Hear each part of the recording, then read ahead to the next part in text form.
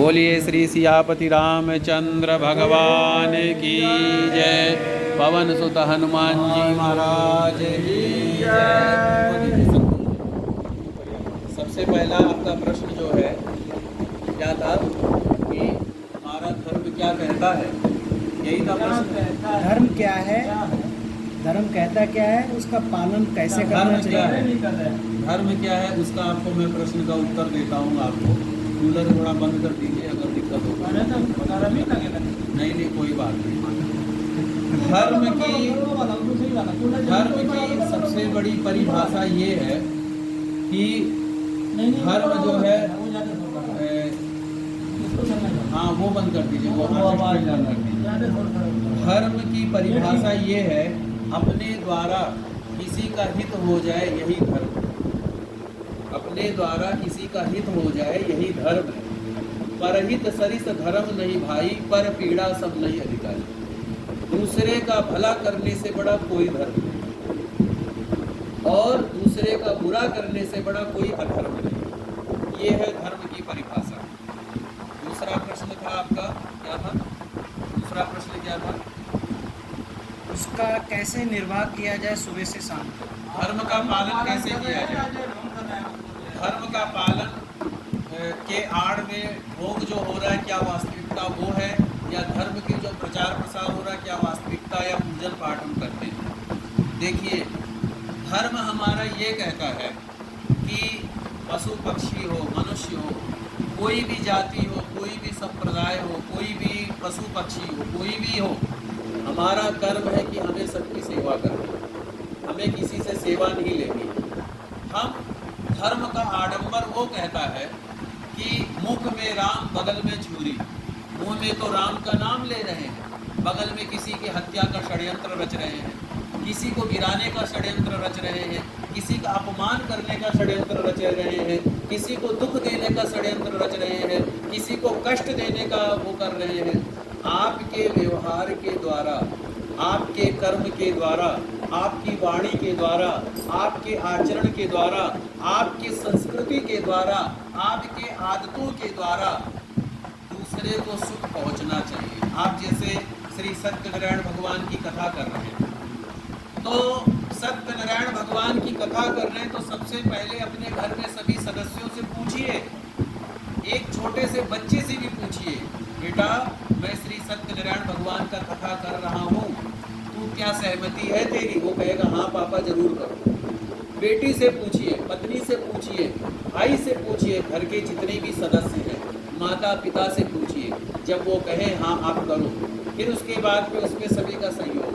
कोई श्रम दान दे, कोई विद्या दान दे, कोई धन दान दे, कोई यश दान दे। इस तरीके से अगर हम कोई कार्य करते हैं तो उस कार्य में हमें सफलता मिलती है। आडंबर का दूसरा नाम ये है, ऐसा नहीं है कि हमने बड़े बड़े बाल रख लिए, बहुत बड़े बड़े तिलक लगाए हैं और बड़ी बड़ी जटाएं हैं, बड़ी बड़ी दाढ़ियाँ हैं, लेकिन हम पीछे से किसी को दुख दे रहे हैं, किसी का अहित कर रहे हैं, किसी को गिरा रहे हैं, किसी को परेशान कर रहे हैं, किसी को बदले की भावना से दिखा रहे हैं कि बेटा तुमने तो 10 रुपया दिया था, मैं 50 रुपया दे रहा हूँ। वो जो है सबसे बड़ा धर्म की सबसे बड़ी परिभाषा ही यही है कि दूसरे की सेवा होनी चाहिए। और जीवन में हमें 3 ही वस्तु हमें मिलती है। 3 वस्तु में क्या मिलती है? 3 वस्तु में अगर हमको भगवान ने पढ़ने लिखने में खूब योग्य बनाया है। आप सब लोग कॉलोनी में अभी भागवत हुई है, कभी रहती है, अभी कॉलोनी में भागवत हुई आप सबके सहयोग से, प्रेरणा से, ईश्वर की प्रेरणा से, और उसके बाद में इतना बड़ा बदलाव मैं देख रहा हूँ 2-3 महीनों में। हर महीने कथा हो रहा है, हर मंगलवार को आप लोग हनुमान चालीसा का पाठ करते हैं, सत्संग करते हैं। मुझे बड़ी प्रसन्नता होती है, मुझे बहुत अच्छा लगता है, मुझे बहुत बढ़िया लगता है। और कोई योगा करा रहे हैं, कोई जो है डांस करा रहे हैं, कोई जो है विद्यादान। लेकिन मैं चाहता हूँ इसके साथ साथ आप लोग एक कार्य और करें। पूछिए कौन सा कार्य? कौन सा कार्य पूछिए? अगर कोई पढ़ने लिखने में बड़ा होशियार है, किसी ने MA PhD या जितनी भी पढ़ाई कर रखी है, वो संकल्प ले ले कॉलोनी में जितने भी गरीब बच्चे होंगे उनको मैं शिक्षा का दान करूँगा।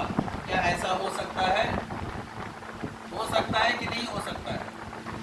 जो पढ़ा लिखा अच्छा हो, दूसरी बात जो बहुत ही हेल्दी हो, ताकतवर हो, बहुत ही बलिष्ठ हो, उसको क्या करना है? हमारे कॉलोनी में कोई बीमार व्यक्ति है, कोई असहाय व्यक्ति है, जिसकी कोई मदद करने वाला नहीं है, उसको जाकर के समय का दान। कितना समय का दान देना है? 1 घंटा, 2 घंटा, 3 घंटा। उसके बाद में अगर हमारे कॉलोनी में कोई बिजनेसमैन बहुत अच्छा हो, जिसका काम काज बहुत अच्छा चल रहा है, उसको ये प्रयास करे अपने के द्वारा दूसरों को रोजगार बताने। अगर कोई अच्छी नौकरी में है तो कोशिश ये करे दूसरे भाई की भी अच्छी नौकरी लगवाए। यहाँ तक कि मैं ये भी कहूँगा, अगर आपका मकान बहुत ही बेहद खूबसूरत है, आप किसी की धन से मदद नहीं कर सकते हैं, आप श्रम का दान करके आए। ये होती है धर्म की सबसे बड़ी सेवा। इसका अर्थ ये नहीं है आप भजन ना करें, पाठ ना करें, पूजन ना करें, करें, लेकिन उससे आधा क्या कहते हैं? भगवान कहते हैं मानस की जाति सब एको पहचान। मनुष्य की जाति सिर्फ एक ही होती है, और ईश्वर कहता है जो मनुष्य की सेवा करता है, पशु पक्षी की सेवा करता है, उसकी सेवा ही मेरी सेवा है। परमात्मा लोगों के दिलों में बसता है। आप किसी का दिल दुखा करके, किसी को कष्ट दे करके, किसी को आहत करके, बदले की भावना से आप कोई कथा करते हैं, भागवत करते हैं, रामायण का पाठ करते हैं, सुंदर कांड का पाठ करते हैं, श्री हनुमान चालीसा का पाठ करते हैं, कीर्तन करते हैं, उसका कोई फल नहीं। मैं यकीन से कहता हूँ, अगर आपको फल प्राप्त करना हो, और जैसे आप लोग कीर्तन करते हैं, ऐसे ही जागरण भी होना चाहिए। जागरण का अर्थात ये, जो शिक्षा पढ़ा लिखा हो वो पढ़ाए, जो ताकतवर वो सेवा करे, जो धन से हो वो श्रम का दान करे या धन का दान करे, जो यश हो, जिसका नाम प्रताप हो, वो अपने नाम प्रताप के द्वारा कॉलोनी का विकास करे। इसी को कहते हैं सबसे बड़ी सेवा। और उसके साथ साथ एक कार्य और करना है, एक कार्य और करना है। कौन सा कार्य करना है? जैसे हर हफ्ते श्री हनुमान चालीसा का पाठ करते हैं, कीर्तन करते हैं, उसी तरीके से आप लोग ये नियम बांध लीजिए कि हर महीने हम लोगों को सत्संग करवाना है। क्या करवाना है? हर महीने आप लोगों को सत्संग करवाना है। और ऐसा समय रखें, शाम का समय रखें, 3-4 घंटे का, अपने समस्त कॉलोनी के वासी आए, और सत्संग में आए तो निःशुल्क ना आए, जो भी आपकी श्रद्धा वो भेंट दे। वजह, फ्री का ज्ञान किसी को बचता नहीं। अभी मैं आपको कहूँ फ्री में राम राम राम राम तो करोगे, लेकिन आपकी वो श्रद्धा नहीं होगी। जब आप भेंट दोगे तब आपको उसका अर्थ पता चलेगा। जैसे कि मैं आपको कह दूँ, आपको कोई मैं ज्ञान दूँ, और मैं कह दूँ इस ज्ञान का मैं 1 लाख रुपया दूंगा, आप एक बार तो दोगे, लेकिन उस बात को आप गांठ बांध के रखोगे अच्छी तरीके से, उसको आप बार बार याद करोगे। इसलिए हर महीने सत्संग का आयोजन करवाएं। सत्संग से क्या होता है? आपकी बुद्धि जागृत, और आदमी के सुख और दुख का यही कारण। जब आदमी का कष्ट आता है, सबसे पहले उसका दिमाग खराब होता है, उसकी बुद्धि खराब होती है, और जब आदमी का सुख आता है, उसकी बुद्धि निर्मल होती है। और यही तो सुख दुख की पराकाष्ठा है। जब आपकी बुद्धि सही है तब आपके लिए सुख ही सुख है, और जब आपकी बुद्धि खराब है तो आपके लिए दुख ही दुख है। विनाश काले विपरीत बुद्धि।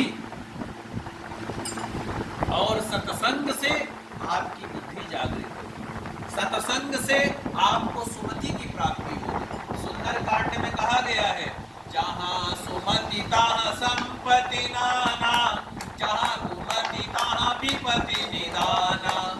जहाँ पर कुमति होती है वहाँ पर हजारों प्रकार के कष्ट आ जाते हैं, और जहाँ पर सुमति होती है वहाँ पर हजारों प्रकार के सुख आ जाते हैं। तो सत्संग से सुमति की प्राप्ति होती है, ज्ञान की प्राप्ति होती है, और सबसे बड़ी एक वस्तु की प्राप्ति होती है, जीवन जीने की कला। जिंदगी को कैसे जिया जाए, ये आता है। ये सत्संग की, मुझे भी सत्संग सुनना चाहिए और सत्संग सुनाना चाहिए। आप लोग भी कीर्तन के साथ साथ करें, देखें कैसा तो कब का टाइम